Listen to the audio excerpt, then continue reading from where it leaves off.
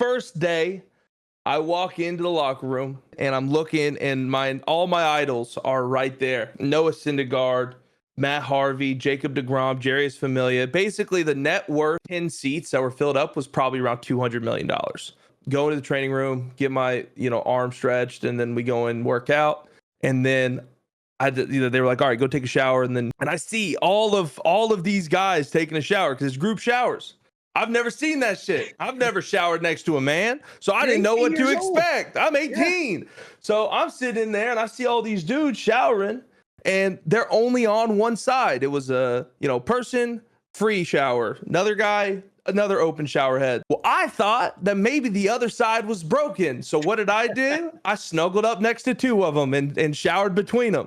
I didn't know there was shower etiquette. I didn't know that existed. So everybody thought I was a weirdo from that day on. And All right. Welcome to Tarducks, a podcast for content creators that come share their stories, experiences, and advice. And today, HutchMF, welcome.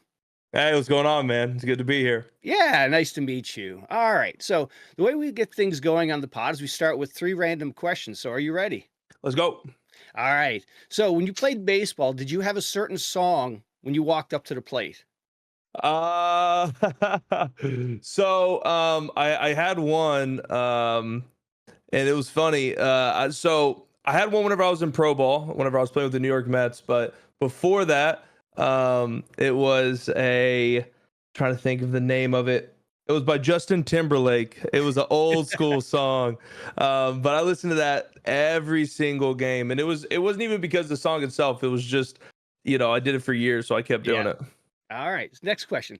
So, you're walking by the room, and what movie will catch your attention that you just stop and you got to watch it? What is that one movie or TV? Lone Survivor. Lone Survivor. Man, great movie, great book. Fantastic.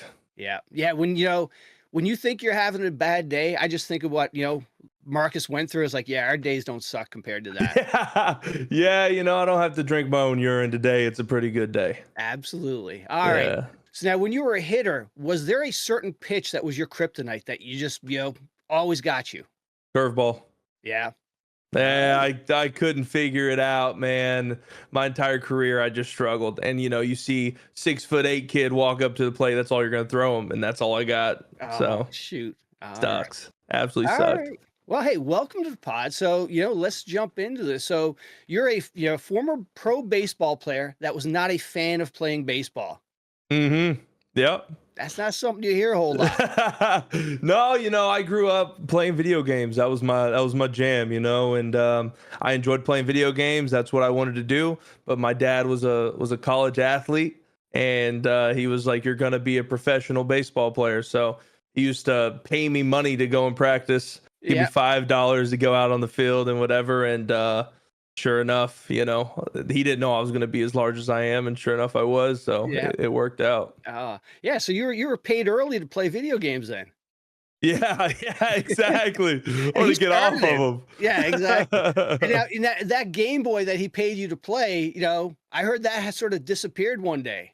Yeah. So we were, me and my brother, we were gonna go practice. I didn't want to, so I was on my Game Boy. I was playing it, and my dad's like, "Yo, if you come and play, I'll give you $5." And I'm like, "Sweet." So we go out there and we're hitting, and we're going to go pick up all the balls in the outfield. And I have my Game Boy sitting in the dugout, right in the middle of the seats. And years later, my dad it vanished. But years later, my dad told me he took it and he flung it like a frisbee into the trees. So I'd stop playing Pokemon. Oh man, and you probably thought you lost and you felt bad. Did he? Oh yeah, he guilt tripped me. He was like, I spend all this money on your stuff, and you're just gonna up and lose it. And I'm sitting there as a kid. I'm like, I didn't lose it, but he's son of a bitch. Oh god dang it, that's funny. All right, so fast forward a little bit. When did you start showing up on baseball coaches, recruiters, radars? I was fortunate. So me and Chad actually watched it the other day. When I was 10 years old, I was playing with the #1 team in the country. We won a bunch of tournaments and stuff. Out of that team, there was 16 of us. 14 of us got drafted.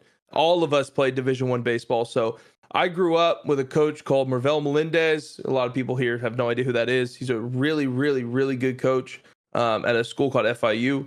and his son is in the big leagues with the Kansas City Royals. He's their catcher.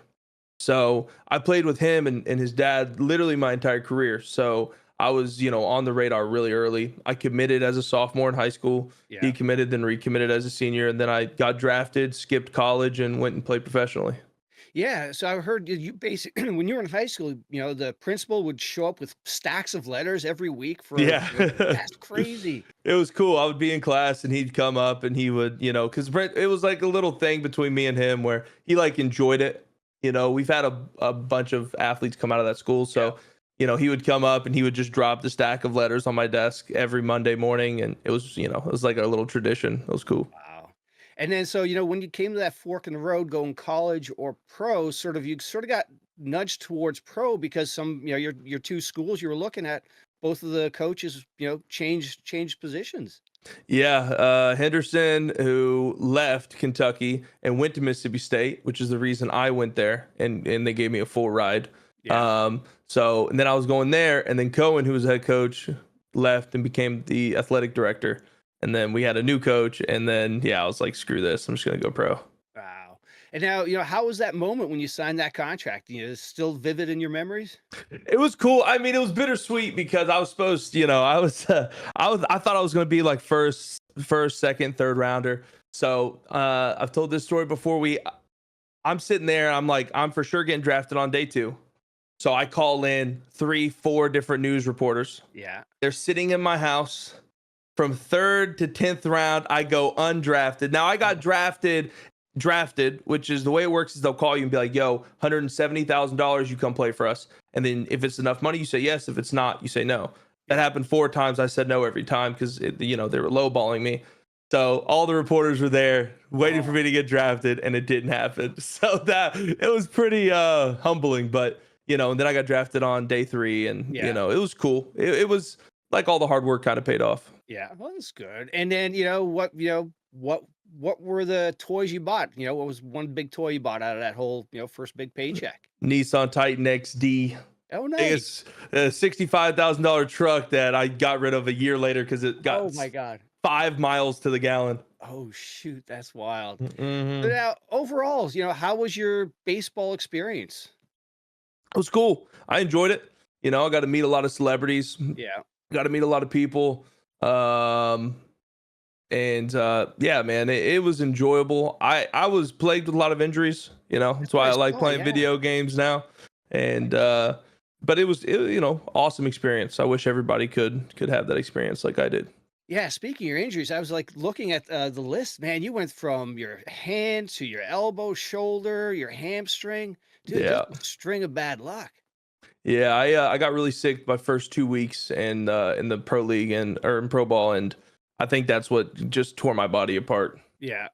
Oh man. And then I also heard you got some medical advice from Ken Griffey Jr. In an airport. How do you? I don't even know how. Man, you must watch my stream a lot. I'm surprised you know about that. Yeah. So my sophomore year, I broke my hamate. Went in the airport. I'm about to fly out to Arizona, and I look across and I see this guy. I'm like, dude, he looks really familiar. So I start playing video. I'm playing on my PSP, and his son is sitting next to me. So he's watching me play Grand Theft Auto, and the kid walks up to him. He's like, "You're Ken Griffey Jr." And it clicked. So he looked at the kid, was like, "Nah, that ain't me." Sure enough, he came back and took pictures and stuff. But yeah, I got to talk with him. Told me about how he had double hamate surgery and how I was gonna be fine. He fucking lied. I wasn't. But it was good. It was good. Now, was that the crossroads that made you from a hitter to a pitcher at that point because of the injury to the hand?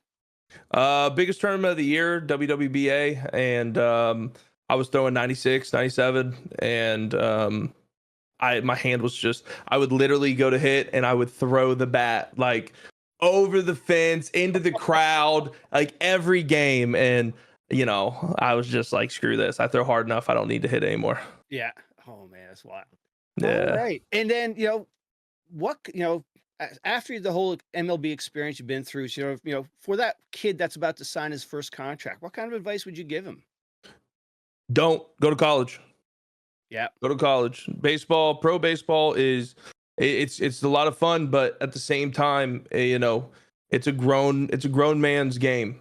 And the playing for a team, with a team, the real reason you play baseball, all that's gone in the minor leagues, and you don't see it again till the big leagues. And if you get drafted out of high school, you're looking at 5 to 6 years before you're even, for the majority of players, before you're even supposed to go. So go to college, get drafted out of college, then you're going straight to the pros in the big leagues if you're good enough in 2 years. Yeah, I think that's one of the unique things about baseball is you have a path to go play right away. NBA, you don't. They don't recommend it. Same with football. Go to college. Get that. An 18-year-old needs a couple of years to develop mentally and physically before, like Yep. you said, you're playing with the men. Yeah, I mean, it's a lot of growing up, and I got a lot of arguments and fist fights and all that other good stuff in the locker room. So, it's as an 18-year-old kid, you think you know it all, but you don't at all. Yeah. Cool. All right. And then now I hear you have some other advice for that kid that may be going to MLB, playing, about shower etiquette. You son of a bitch. I couldn't resist. I gotta tell a story now. Okay. So first day, I walk into the locker room, and I walk in and I'm looking, and all my idols are right there. If you're a baseball fan, you know these names. Noah Syndergaard, Matt Harvey, Jacob deGrom, Jeurys Familia. Basically, the net worth of the 10 seats that were filled up was probably around $200 million. Like all the big time athletes. Yeah. So I'm, freaking out. Tim Tebow was there also. I'm freaking out. So I walk into the locker room, go into the training room, get my, arm stretched, and then we go and work out. And then they were like, all right, go take a shower, and then, we'll finish the day.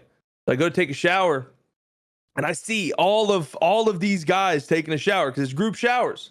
I've never seen that shit. I've never showered next to a man, so I didn't know what to expect. I'm 18. Yeah. So I'm sitting there and I see all these dudes showering, and they're only on one side. It was a, person, free shower, another guy, another open shower head. And they were like, like peeing in a urinal. Yeah. Well, I thought that maybe the other side was broken. So what did I do? I snuggled up next to two of them and showered between them. I didn't know there was shower etiquette. I didn't know that existed. So everybody thought I was a weirdo from that day on. And, it is what it is. Oh, it is what it is. So let's jump into something more comfortable now. Games. When did video gaming start for you? So it started early. I started playing video games like, really early. Nintendo 64 was like my first console. And then I started streaming whenever I was 12 years old. Don't ban me, Twitch. It was a different account, I swear. I started streaming 12 years old, World of Warcraft, Cataclysm. I would do carries and great business strategy. I would do carries. I would pay them gold to let me carry them as long as they followed my channel. It worked. So people started following, and then they would unfollow me and then tell me I owed them more gold if they want to retain the follow. Oh, shoot. So as I started getting extorted for gold, it was, but yeah, so I did that, and then obviously played baseball, and then, kind of lucked out and started streaming again.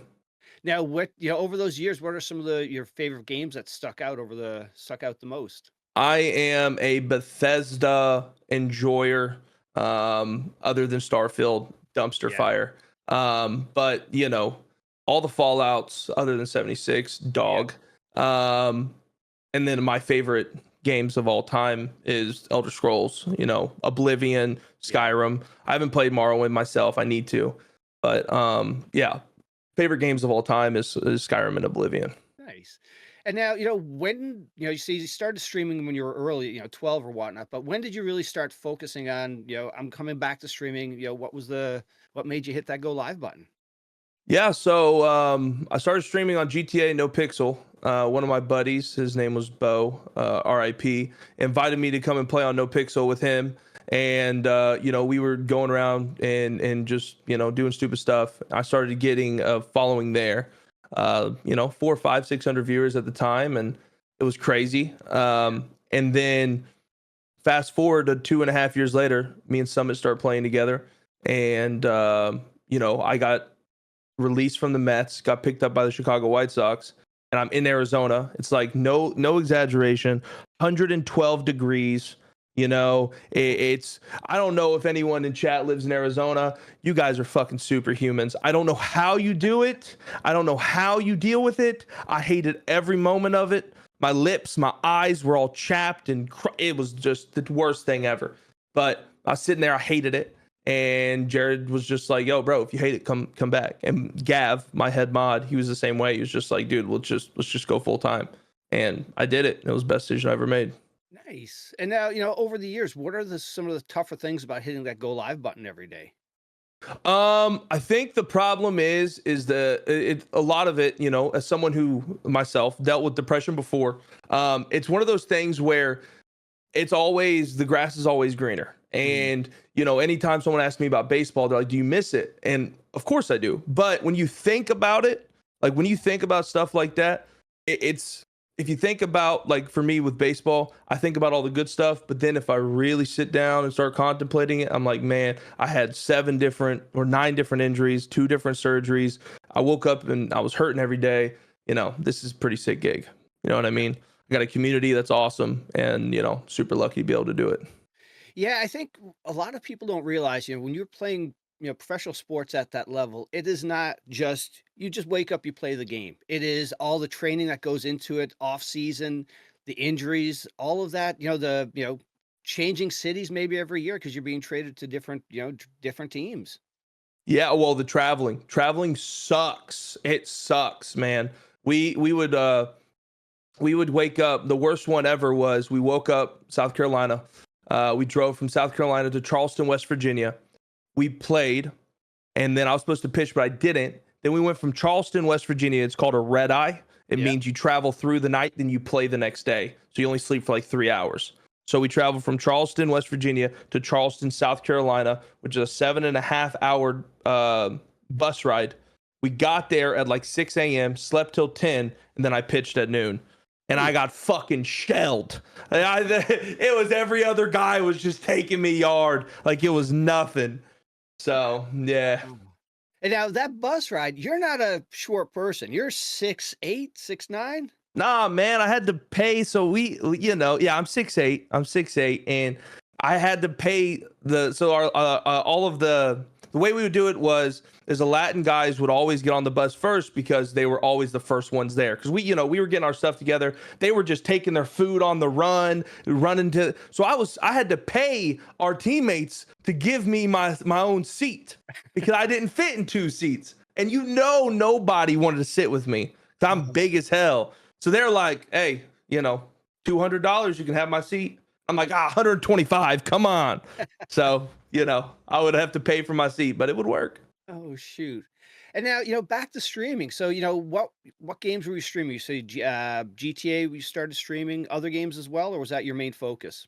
I only streamed GTA for the first like year and a half, 2 years, because I was addicted. I loved that game. It was so much fun. And then I would try and stream other stuff, but you know how Twitch is. You stream one game, you do well. You stream another game, no one wants to watch, which is fine. Yeah. So me and Summit were both pissed at what was going on. We were just getting screwed over. And one day he was like, I'm gonna go play PUBG, and I hit him up, and we've been playing every day together on every game for the last 4 years, 3.5 years. Very cool. Now, when it comes to sort of RP, was there a lot of prep going into that, or were you really just flying by the seat of your pants? Oh man, I got banned like 20 times. I was a problem child, man. Every day I got banned for something else, so I learned through I was forged in the fires of my bans, but over time I realized how to do it the right way, and enjoy myself and make sure others around me are enjoying it also. Nice. And now how did you and Summit end up crossing paths and hooking up? No Pixel. We were both doing the racing stuff. Yeah. We both enjoy the same things. When it comes to sports, when it comes to like what we enjoy in video games, very similar in that fact. So, we just kind of hit it off because again, we both enjoyed the same stuff. Yeah. Nice. And now when it comes to streaming, so was there a certain event or just a gradual increase in viewership that, you hit a point, it's like, I can take this full time? Yeah, so literally this time last, like, so when it comes to streaming, I give a lot of credit to GTA because it helped me build a foundation. But what really brought me to like that next level of being a streamer was Tarkov. You know, me and Summit played Tarkov together in 2018? And that's when my channel went from like 400 viewers to like 15, 16, 18, 2,000 viewers consistent, and you know, gradually going up since then. Oh, wow. That's awesome. And now, what kind of advice would you have for that person that's hitting the go live button for the first time and just, trying to make this a thing? Grind. Yeah. The only thing that separates streamers from their peers is the amount of hours you can go. And it's one of those things where it's like, yeah, does it suck streaming 12 hours a day and literally having no social life outside of video games? Yeah, sure. What would you rather be doing, that or going to working a 9 to 5? Yeah. So fucking put in the hours, and if you're enjoying it, your chat will enjoy it. If you don't enjoy it, people won't want to watch. Yeah, no, that's 100% right. A lot of the guests that have been on the podcast talk about, just nobody wants to watch an unhappy person streaming or playing a video game. Have a consistent time zone, have a consistent stream, be able to your chat to know, okay, I'm going to work. I'm just going to pull up Hutch's stream because I know he's going to be live. Yeah, absolutely. And now, since you hit that go live button, what are some of the highlights that have come out, since streaming? Oh, I mean, that's so much, man. I got to interview Hulk Hogan No way. 2 weeks ago. So yeah, we did Boys and Girls Club of America charity event on my stream, and Hulk Hogan came on, gave away some title belts, which was really freaking cool. Won championship, got to co-host that with Summit on Twitch. I mean, yeah, dude, I can sit here and just rattle off a list. Like, it's a blessing. And like I said, I wouldn't be here without my community. So shout out to them. They're the legends here. Now, speaking of your community, so somebody's watching a HutchMF stream for the first time. What are they going to get? I'll get told, you will see in my chat that I have no nipples, which is a complete bullshit statement. Okay, it's bullshit. They will also say that I have smaller hands. Also, not true. I have hands of a normal sized man. Okay, I'm 6'8", so they're smaller on my body, but they're normal sized. All right. And that's basically it. And you'll see me send people to the gulag a bunch, but it's usually for like 30 to 45 seconds, Oh, excellent.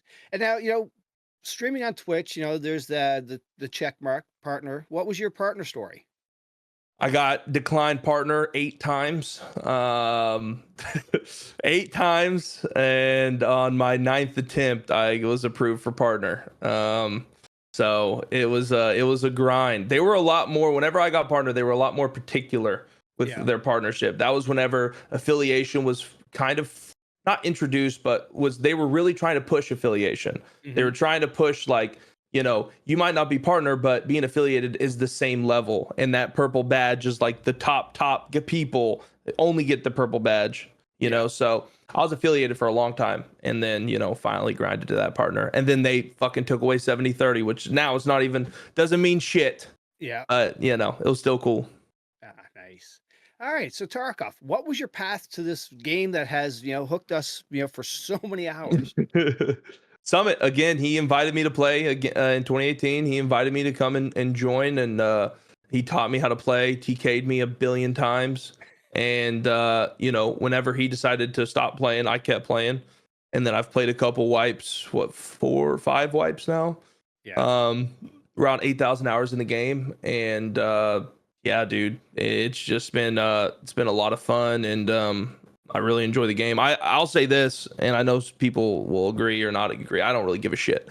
This is the best wipe we've had in the last 4 wipes. It's not even close. Everyone who's bitching about it, just trying to find things to be upset about. Everything about the wipe, from desync to cheating to how the game's playing, to vaulting to left hands to being able to switch, everything from top to bottom is so much better this wipe, and it has been a fucking amazing time playing it from start to finish. Absolutely. And we got snow. So no more bush Wookiees, you little bastards.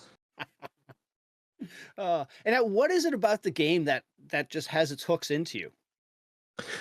Pissing people off, man. I love it. There's nothing more I love in video games than making people mad. You know what I mean? You're talking to the same guy who used to, in World of Warcraft, fly above Orgrimmar and just farm a level 27 just with PvP on, just because I could. You know what I mean? So being able to like rat people, being able to tap somebody whenever they're doing their quest, or there's a clip of me just the other day. Guy was on the loot crate. I was on my scav. I don't run scavs, so I was on my one scav of the wipe. I'm go to shoot him. My gun jams. I'm like, oh, I'm friendly.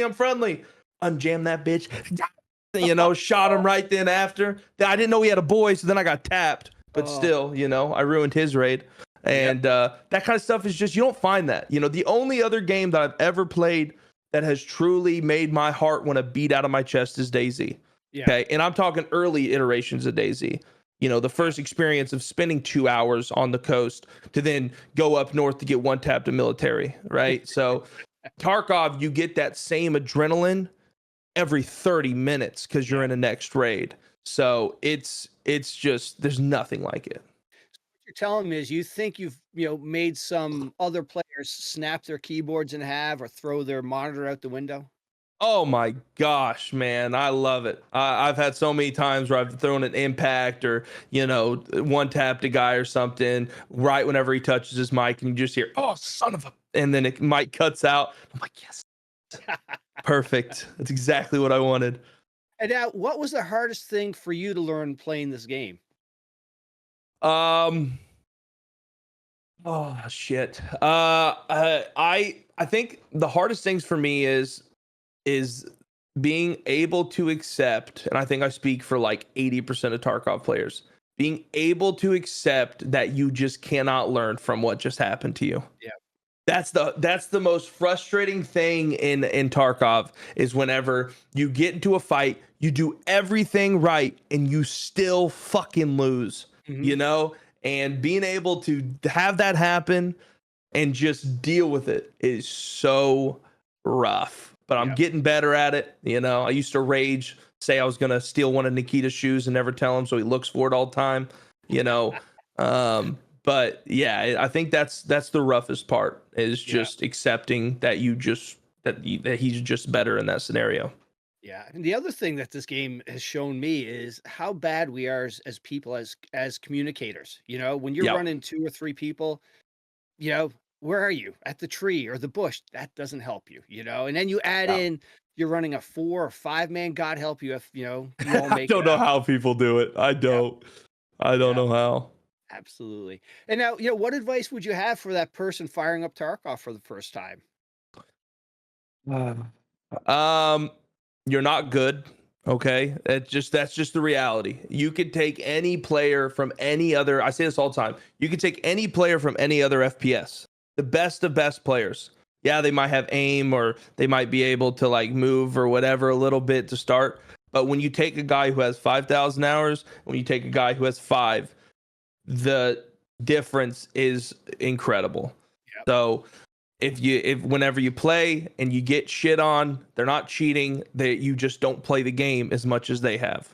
They know all the angles, they know all the different routes, they know exactly where you're spawning, where you're coming from, they know how to deal with audio.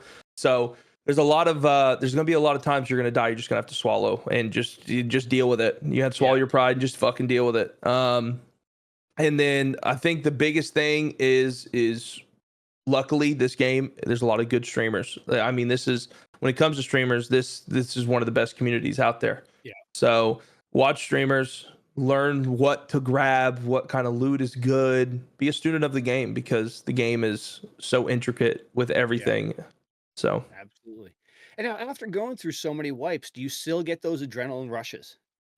only in my big fights, I'll get a little bit of adrenaline whenever I we just looted marked room and I found a ammo case. So I get the adrenaline because I just don't want anyone else to kill me and take it. That's it. I just don't want someone to have the highlight of their day being killing me, know? But the only other time is when, you're fighting a 4 or 5 man, you kill 3, there's 2 more left. There's just loot beyond your comprehension laying right at your feet and you just have to kill the last 1 or the last 2. That's when my adrenaline starts to pump. Nice. And now, another thing this game has shown me is greed. You're on your way to the extract. and you just Yep. hear something or something. Oh, there's a stash over there. You're loaded up. You can't carry anywhere, but you know what? There may be a LEDX over there. I gotta go. Yep. Yep. That's why I tell chat I'm a shark. I only go forward. If I'm going somewhere and I'm like, oh shit, I forgot the quest. I forgot this item. Oh, there was this in there. I'm like, I'm not turning around. I'm not, because in Tarkov, the map moves in two different ways. Okay. If you spawn on left or right side of the map, you're either going forward or you're going backwards or forward in the other Yeah. direction.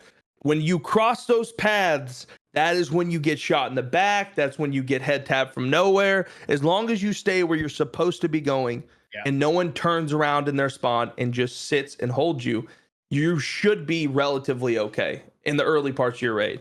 Yeah. So that's why I refuse to go turn around or to go across the map, because it's just too much random shit can happen. Yep, absolutely. So now another thing that this game has given me is those flashbulb moments where, I can still remember, my first raid of taking out a guy or team killing, anything that sticks out in your sort of Tarkov memories that really stick out as like, wow, I still remember that as vivid as today. Oh, all of the time Summits TK'd me. I mean, there's a whole video. It was like 15 times in a matter of a month where he would just TK me on every occasion. He'd be like, hey, come to me. I'm like, all right, I'm on my way. Shoots me in my face, So Yeah, is he just yeah. not paying attention or is he just looking to get under your skin? He's a goldfish, man. He doesn't remember what he ate this morning. If he did eat this morning already, he could be like, "Hey, what's 2 + 2?" You'd be like, "It's 4." And then 5 minutes later, he's like, "What were we even talking about?" Yeah. Oh So, man. I'll tell him something and he'll just completely forget it and then kill me. And now, when it comes to playing Tarkov, do you prefer to play solo or with a squad? I prefer solo. I like playing solo. Obviously, I enjoy playing with my boy more than Yeah. anything. But when it comes to playing duos with anyone else, it's hard for me because I'm very passionate about what's going on in the game, and I like to, like, if something happens, I like to bitch. So if I'm sitting there and somebody shoots me, I know I can yell at Jared and him not take it personally, because in 30 minutes we'll forget about it and we'll continue to play. So it's hard for me to not tell somebody what the hell they're doing wrong whenever they get me killed or kill me because of it. So, I enjoy playing solo because of that, because it's all on me, It's And then I don't have to. Go ahead. the other thing that's, playing solo does, it lets this game is a great game to stream because there's moments where whether you're in your stash or loading in a raid, you can, totally interact with your chat and your community. Yeah, no, 1000%. And it's, again, I've said this before. Tarkov, the category on Twitch is by far my favorite category I've ever been a part of. It's the best community on Twitch. Like, I love it so much and enjoy the viewership. The viewers who watch Tarkov are, you know, on the general Yeah. consensus of just good human beings. Yeah. So, I enjoy the backseat gaming. I enjoy arguing with people over stuff and getting told I suck. But it's awesome, man. I enjoy it. And the community itself, I think, is fantastic. You can have people that are, the big streamers with high numbers to streamers with lower numbers. Everybody's playing with each other. There's, Mhm. for the most part, that ego's left at the door. Yeah. Yeah. It's one of the few places you see that, Yeah, you know, so absolutely. it's really nice. And now the other thing that's unique about this game, and when it comes to streaming, is with Tarkov, you've got your stash. Now, are you one of those people that's your stash is immaculate before you start your stream, or your stream is watching you move and make space for everything? Oh man, my stuff is a dumpster fire. It looks terrible. I'm auto sort all day long. Where I just bought something, where the fuck did it go? Like, I have no idea. Last wipe I tried to have it organized, but then, I'll go into a raid and I'm like, I don't feel like selling. And then the next raid, I don't feel like selling.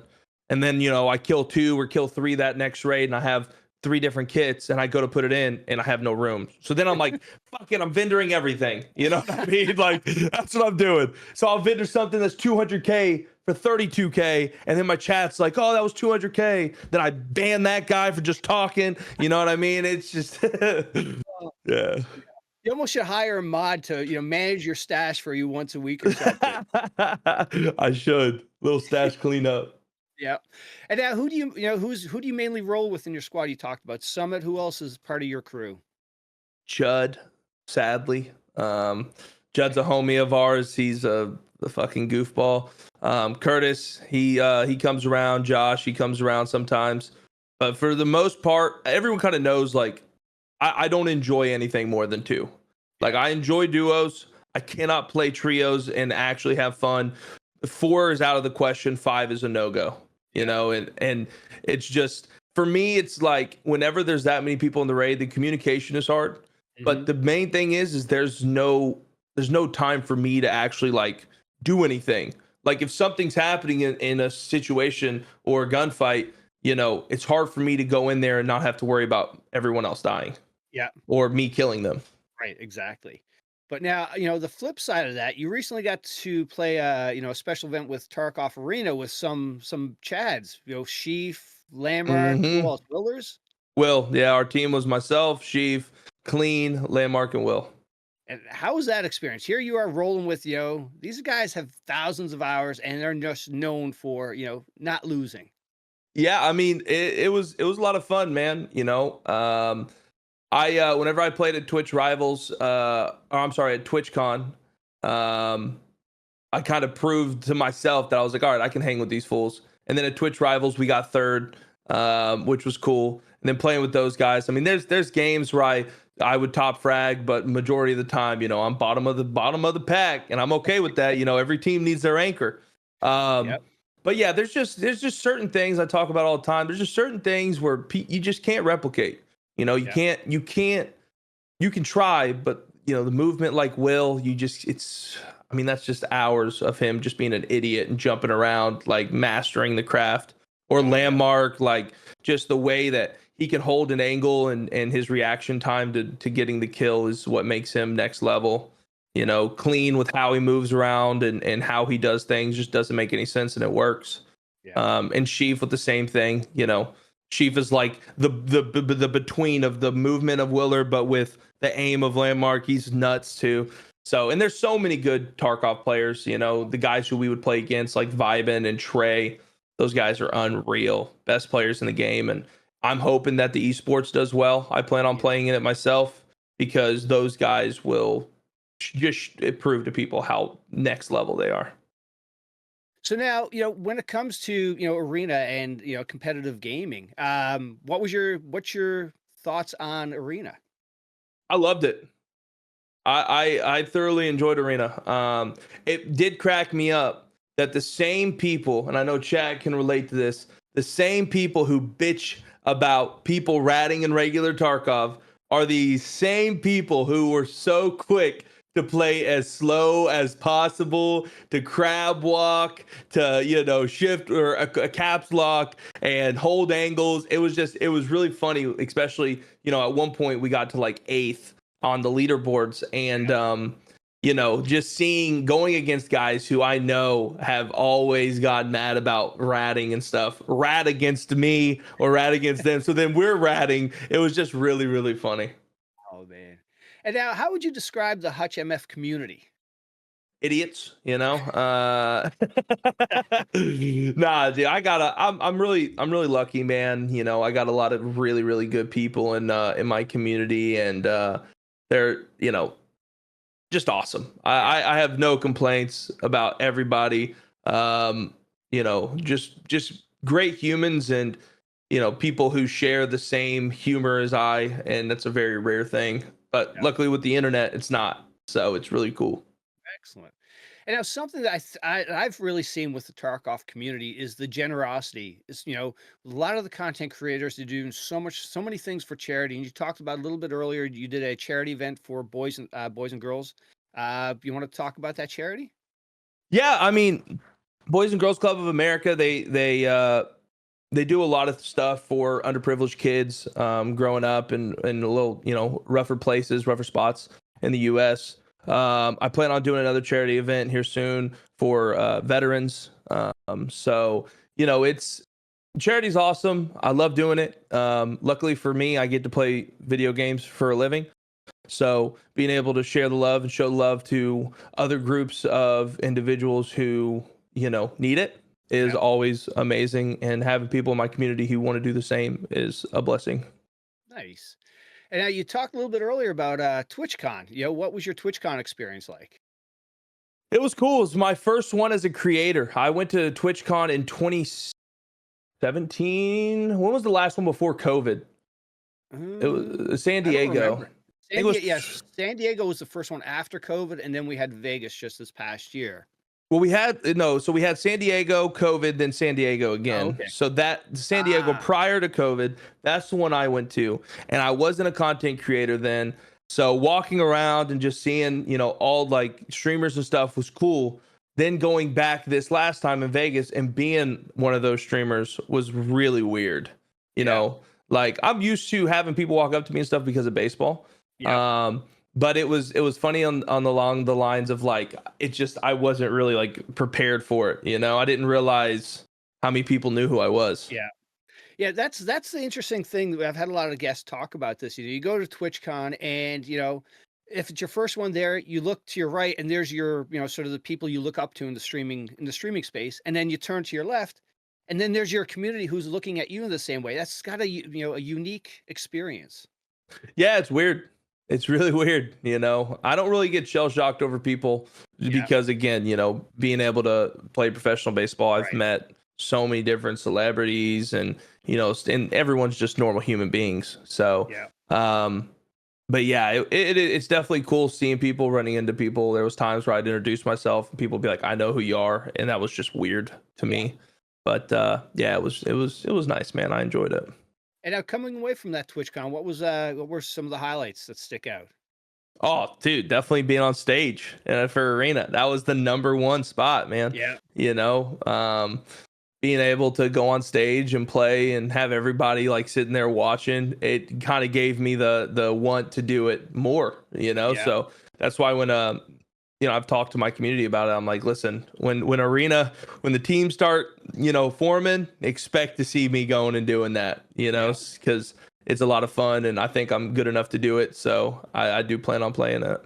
Yeah, BSG hit a home run, at TwitchCon, Yeah. it seems like with with the booth, setting everything up, taking care of the creators that, that have been with them for so long. Were you part of the tank thing when they did I people was were dra- invited. But I didn't go because I like to enjoy myself. You know Yeah. what I mean? and you're in Vegas? So yeah, so I was gambling a lot, drinking even more than that, and I missed the second day of the arena Oh, no. tournament because I was hammered. I was hammered the night before, so I completely missed the next day. So yeah, I might have went a little too crazy. Yeah. So Oh man, that's so funny. yeah. Oh. And now, when you're not streaming, what happens away from stream off camera? What are some of the things you enjoy to do? Not shit. I stream so much, man. This last week I have an average of 14 hours streamed. Wow. So I stream so much where, I get done streaming, I go downstairs, get a nice little stretch in, find a Yeah. TV show that I want to watch the TV show, then go to sleep. Yeah. But when I get free time, I go shoot. That's Yeah. my second love is being able to go and shoot my firearm collection and being able to just, get a little bit of prac in is always good. Any what's your favorite gun to shoot right now? Shit, man. I love my MCX Virtus. It's the one with the can on it up there. Yeah. I also have my new one, which is my 338 Lapua. Oh, nice. And then my Desert Eagle. That's always, and I have a World War II MP40 also. That thing's Very really fun cool. to shoot. So I have a lot, but I just enjoy going to the range, shooting anything. Now, what's on any particular gun on the list that you'd like to try and shoot? So we were using the spear yesterday, and I was gonna get a spear, but it was in 7.62, and so I held off because I would like to get 6.9, but I don't know if that round's ever gonna be. Is that round already able to be purchased? I don't even know. I don't think so. Probably But not. so I'd like to get one of those. Reality is I probably won't, and I want to get an SR25. That's like my next big boy is an SR25. Yeah. And maybe we'll get to see you at the next Creators Oh, Range exciting. Day. Yeah, I was invited, but right after they invited me, a big update came out. You know how it is. Yep. I had to, be here, but yeah, I would love to. And now I got to ask you. So another story, a funny story, a Hutch story is, you've yourself admitted you're not the most technical person around. No, You no. had a PC sent to you. So I had a PC. It was my first one. I bought online. Or no, I'm sorry. I was doing a sponsor PC stream, and I got sent a PC. So I swap all my stuff out, and I put my old PC up, like in the camera. And I was streaming in my garage at this point. Okay, and my other PC's there, and my chat's like, "Yo, what is that?" And I was like, "What?" And they're like, "That thing in your PC, like that's brown." And I go and I open up my PC, and sure enough, I didn't know what the fuck packaging foam was. I didn't know that the packaging foam was put in PCs. I didn't know that was a thing. So I opened up the PC because it would always turn off on me. It's why I got a new one. And sure enough, there was packaging foam, legitimately brown, like sizzle marks on the sides of it from being in that PC for 2.5 years, and me not knowing it was in my PC. Oh my Lord. Good lucky that thing didn't burn down. I know. Now that I understand, I know how lucky I was that it didn't burn down. That would have been terrible. But it would get so hot that it would just turn off. Yeah. And I remember sitting there one day, and I was like, this freaking thing is the biggest piece of shit. I was throwing tweets out towards the people who made it. It's like, you guys can't make a PC for nothing. Little did I know it was packaging foam in there for 2 years. We're coming to the end of the podcast here.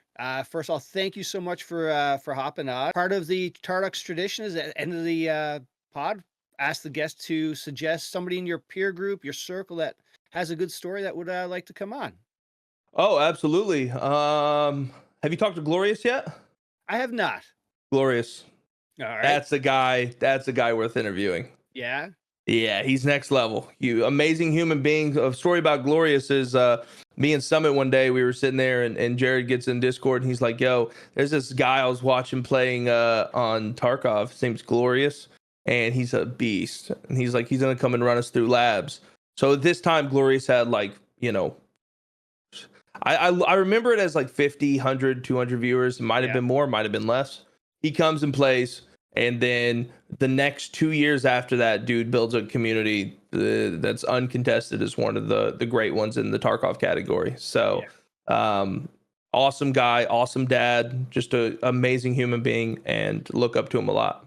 Nice. That is awesome. All right. Well, we'll have to get him on the pod. Well, Hutch, thank you so much. Have a wonderful, 2024. And thank you again for doing this.